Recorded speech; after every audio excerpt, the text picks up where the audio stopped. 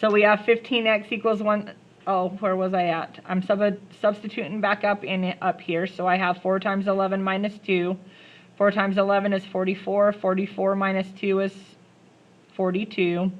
And then I can substitute it back up in here also. So I have 11 times 11 plus 17.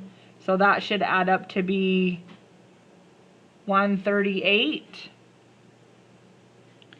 So then you can check to see if your two angles add up to be 180 like they're supposed to. And they do, so we know we did our work correct. Questions on that? All right, this next one looks like it's going to be messy because it's got two different variables in it. It has x's and y's. But you're really just going to decide to solve for one of them first. So I'm going to take a look at my two x parts. Now these x's right here, they form a linear pair together, don't they? They're on the same line together. What do I know about a linear pair? They add up to be 180 degrees.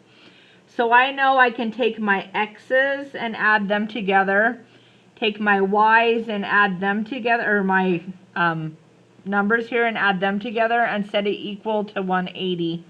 So 3x plus x is 4x. 5 plus 15 is 20, and it has to equal to 180 degrees.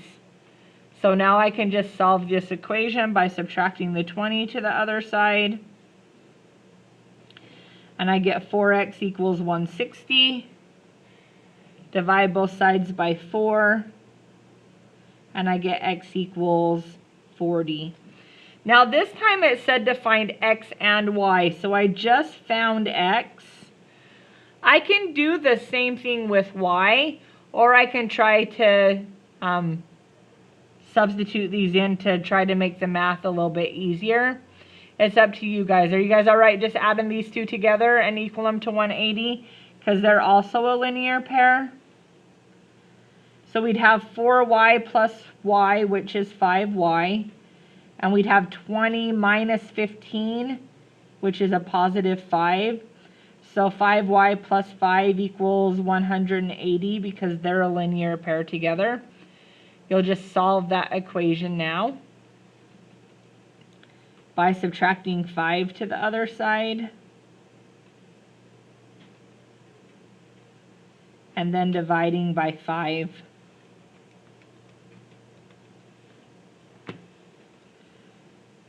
So y equals 35. So again, when you have more than one variable in your information here, focus on just one variable at a time so that you can just solve for the one variable and then focus on the second variable. That's going to help you a lot. All right, last one right here says use all of the rules you know to find the missing angles. Does anybody have any idea of where to start on this? To know your 29-degree angle, L is going to be the same thing, and that line is 180, so J is going to be the other part of 180 minus 29, and that's J times 6 of those. Okay, I like what you're thinking, and you're actually remembering rules for if the lines are parallel. So if these two lines were parallel, exactly what you said would have worked perfectly. Because they're not parallel though, that's not going to happen over here, but you can do what you were saying over here. So what do you know about Q? It's 29. It's 29, you're right.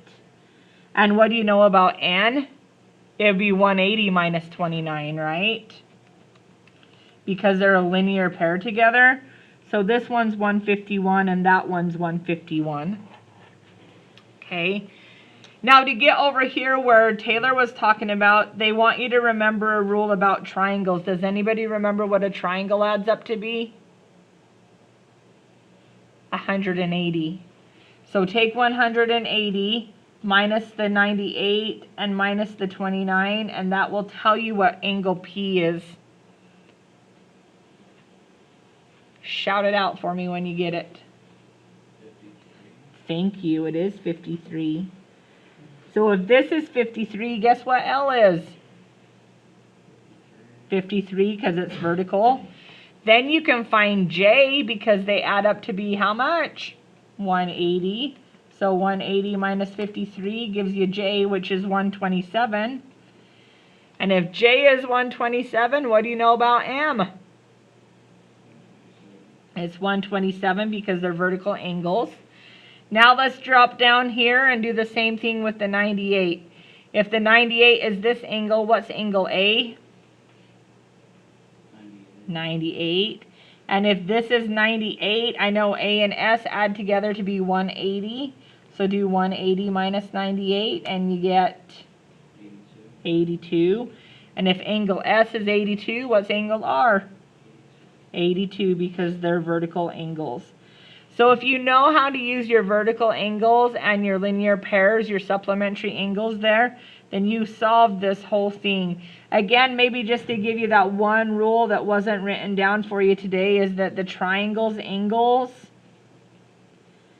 add to be 180 degrees, and that is true for every triangle. Okay, so if you get stuck somewhere and you can see a triangle, add those angles together to be 180 degrees.